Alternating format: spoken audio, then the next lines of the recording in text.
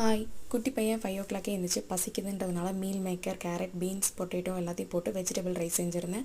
நைட்டுக்கு சிம்பிளாக தோசையும் குருமாவும் செஞ்சுக்கலாம்னு விட்டுட்டேன். நான் எப்பயும் அடுப்பு கீழே பார்த்திங்கன்னா ஒரு பிளேட் வச்சுருப்பேன். எதுக்குன்னு பார்த்தீங்கன்னா டீ, பால், குக்கர்லேருந்து ஏதாவது பருப்பு அந்த மாதிரி உழுது அந்த பிளேட்லேயே இருந்துடும். அந்த பிளேட்டை மட்டும் வாஷ் பண்ணிக்கலாம்.